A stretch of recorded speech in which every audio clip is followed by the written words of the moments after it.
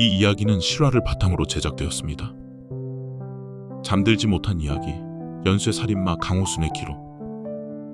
고요한 밤 혹은 깊은 생각에 잠긴 시간, 여러분은 지금 대한민국 현대사에서 가장 충격적이고 섬뜩한 범죄 중 하나를 마주하고 있습니다. 오늘 우리가 이야기할 인물은 평범한 이웃의 얼굴 뒤에 잔혹한 살인마의 본색을 숨겼던 남자, 바로 연쇄살인마 강호순입니다.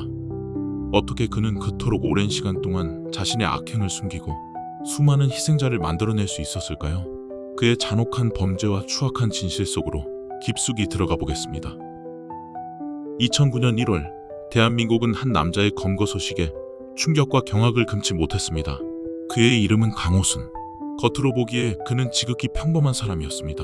경기도 서남부 지역에서 축산업을 하며 성실하게 살아가는 농부. 마을 사람들에게는 친절하고 성실하며 심지어 이웃을 돕는 좋은 사람으로 알려져 있었습니다. 하지만 이 평범하고 선량해 보이는 얼굴 뒤에는 상상조차 할 수 없는 잔혹한 악마가 숨어 있었습니다.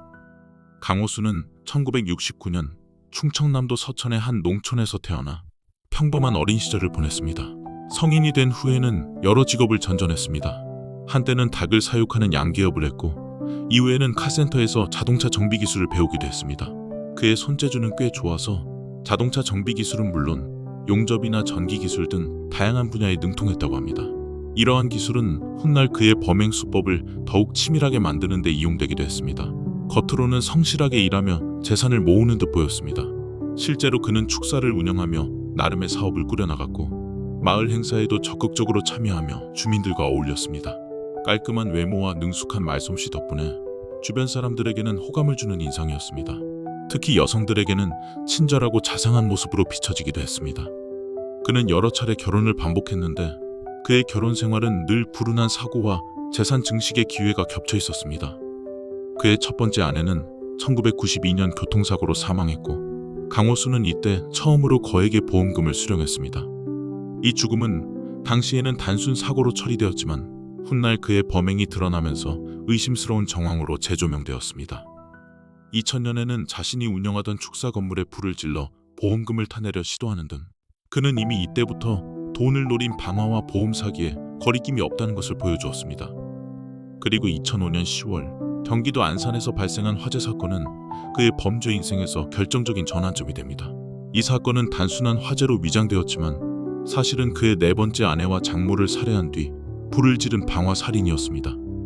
그리고 이로 인해 약 4억 8천만 원에 달하는 거액의 보험금을 손에 넣었습니다. 이러한 성공적인 기만은 그에게 엄청난 자신감과 대담함을 안겨주었습니다. 돈을 위한 범죄에 성공하자 그의 욕망은 더욱 커졌고 결국 인간의 생명을 유린하는 끔찍한 연쇄살인으로 발전하기 시작했습니다. 2006년 12월부터 강호순의 연쇄살인이 본격적으로 시작되었습니다. 그의 표적은 주로 노래방 도우미, 여대생, 주부 등 사회적 약자인 여성들이었습니다. 그의 수법은 매우 교묘하고 치밀했으며 자신의 에쿠스 차량을 이용해 여성들을 유인했습니다. 그는 밤늦은 시간 홀로 귀가하는 여성들에게 접근했습니다. 친절한 태도로 말을 걸거나 길을 물어보는 척 위장하여 같은 방향이면 태워다 주겠다며 호의를 베푸는 척 차에 태웠습니다. 어떤 피해자에게는 나도 딸이 있다며 안심시키는 말까지 건네며 경계심을 풀게 했습니다. 피해자들이 안심하고 차에 오르는 순간 친절했던 그의 얼굴은 순식간에 차가운 살인마의 얼굴로 변했습니다. 그는 차 안에서 여성들을 위협하고 제압했습니다. 그리고 인적이 드문 외딴 곳, 주로 야산이나 논밭으로 이동했습니다. 그곳에서 여성들을 성폭행한 뒤 잔혹하게 살해했습니다. 살해 방식은 주로 목을 조르는 방식이었으며 이는 피해자에게 고통을 주면서도 증거를 남기지 않으려는 의도였던 것으로 추정됩니다. 특히 그는 범행 후 피해자들의 휴대전화 전원을 끄고 일정 시간 가지고 다니다가 버리는 치밀함까지 보였습니다. 이러한 행동은 피해자들의 마지막 위치를 특정하기 어렵게 만들었고 수사에 혼선을 주었습니다. 그의 범행은 점점 더 대담해지고 주기가 짧아졌습니다. 2006년 12월 경기도 군포에서 노래방 도우미 배모 씨를 살해한 것을 시작으로 그의 연쇄살인 행각은 멈출 줄 몰랐습니다. 2007년 1월에는 안양에서 노래방 도우미 박모 씨와 여대생 연모 씨를 잇따라 살해했습니다. 2008년에는 수원, 안산, 군포 등지에서 주부와 여대생을 연이어 살해했습니다. 그의 범행 지역은 경기도 서남부 일대에 광범위하게 퍼져 있었고 이 지역은 여성들에게 공포의 대상이 되었습니다. 밤늦게 귀가하는 여성들은 혹시라도 그 남자의 차를 마주칠까봐 두려움에 떨었습니다. 그의 범행은 매우 치밀하고 계획적이었습니다. 범행 후에는 증거를 남기지 않기 위해 철저하게 뒤처리를 했습니다. 피해자들의 옷가지나 소지품은 불태워 없애고 시신은 깊이 안 매장하거나 인적이 드문 곳에 유기하여 발견되기 어렵게 했습니다. 또한 범행 지역이 넓게 분산되어 있었고 피해자들의 직업이나 연령대가 다양하여 경찰은 초기 수사에서 이들을 연쇄살인으로 연결짓는데 어려움을 겪었습니다. 각 지역 경찰서에서는 개별 실종 사건이나 살인 사건으로 수사가 진행되었고 전체적인 그림을 파악하기 힘들었습니다. 피해자들의 마지막 행적을 추적하는 것도 쉽지 않았습니다. 강호수는 범행에 사용한 차량을 수시로 바꾸거나 번호판을 위조하는 등 수사망을 피하기 위한 교묘한 수법을 사용했습니다. 이러한 이유로 경찰은 한동안 강호순의 존재조차 알지 못했고 사건은 점점 더 미궁 속으로 빠져들었습니다. 범인의 정체가 드러나지 않으면서 사회의 불안감은 더욱 커졌습니다.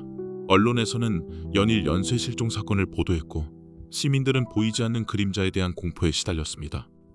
강호순의 연쇄살인 행각은 2008년 12월 19일 경기도 군포에서 발생한 주부 김모 씨 살해 사건을 통해 마침내 꼬리가 잡혔습니다. 그는 살해한 김모 씨의 신용카드를 이용해 현금을 인출하고 물건을 구매하였는데 이것이 그의 발목을 잡는 결정적인 단서가 되었습니다. 경찰은 피해자의 신용카드 사용 내역을 추적했고 현금 인출기 주변의 CCTV 영상에서 강호순의 얼굴과 그가 타고 다니던 에쿠스 차량을 포착했습니다. 이후 경찰은 강호순의 차량을 끈질기게 추적했고 그의 주거지를 특정하여 잠복 수사에 들어갔습니다. 2009년 1월 24일 경찰은 강호순을 유력한 용의자로 체포했습니다. 체포 직후 강호순은 자신의 범행을 완강히 부인했습니다. 하지만 경찰은 그의 차량 내부에서 피해자들의 것으로 추정되는 머리카락과 혈흔 등 과학적인 증거들을 확보했습니다. 특히 그의 차량에서 발견된 DNA는 실종된 여성들의 DNA와 일치했습니다. 경찰은 이러한 증거들을 제시하며 강호순을 압박했고 프로파일러들을 투입하여 심리전을 펼쳤습니다. 강호순은 처음에는 군포 여대생 살해 사건만 인정했지만 증거와 심리적 압박 속에서 점차 자신의 범행을 털어놓기 시작했습니다. 강호순의 자백은 대한민국을 경악시켰습니다. 그는 군포 여대생을 포함해 총 7명의 부녀자를 살해했다고 털어놓았습니다. 하지만 그의 진술은 여기서 멈추지 않았습니다. 검찰 조사 과정에서 그는 2005년 아내와 장모 살해 및 방화 사건, 그리고 2008년 군포주부 살해 사건 이외에도 추가로 2007년에 발생한 다른 2건의 노래방 도우미 살해 사건을 자백했습니다. 그의 입에서 나온 희생자 수는 무려 10명에 달했습니다. 더욱 충격적인 것은 강호순이 자신의 끔찍한 범행을 자백하는 과정에서 보인 태도였습니다. 그는 마치 남의 이야기를 하듯 담담하고 침착한 표정으로 자신의 살인 행각을 설명했습니다. 전문 프로파일러들은 그의 이러한 모습이 전형적인 사이코패스의 특징이라고 분석했습니다. 한 유명 프로파일러는 강호순의 자백이 진정한 죄책감의 표현이 아니라 상황을 모면하기 위한 연기라고 언급했습니다. 그에게는 죄책감이나 공감 능력이 전혀 없었고 오직 자신의 이익과 편리함만을 추구하는 냉혹한 본성이 드러났습니다. 강호순의 자백은 여기서 끝이 아니었습니다.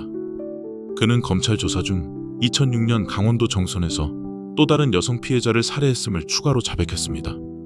군청 여직원을 태워주다가 범행을 저질렀다는 그의 진술은 충격을 더했습니다.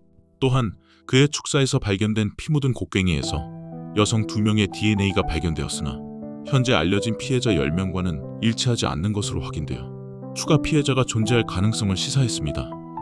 그의 범행은 상상을 초월하는 잔혹성과 냉정함을 보여주었고 그의 내면에 숨겨진 악마적인 본성이 만천하에 드러났습니다. 강호순 연쇄살인 사건은 대한민국 사회에 깊은 충격과 상처를 남겼습니다. 그의 범죄는 피해자 가족들에게는 영원히 지울 수 없는 고통을 안겨주었고 사회 전반에는 큰 공포와 불안감을 심어주었습니다. 이 사건은 또한 범죄 수사 시스템에 대한 중요한 질문을 던졌습니다. 초동 수사의 미흡함, 연쇄 범죄의 연결고리를 파악하는 데 걸린 시간, 그리고 사이코패스 범죄자에 대한 이해의 부족 등이 지적되었습니다. 이 사건을 계기로 과학수사기법의 중요성이 더욱 강조되었고 프로파일링과 같은 범죄 심리 분석의 필요성이 대두되었습니다. 강호순은 2009년 4월 22일 사형을 선고받았고 2010년 4월 22일 대법원에서 사형이 확정되었습니다.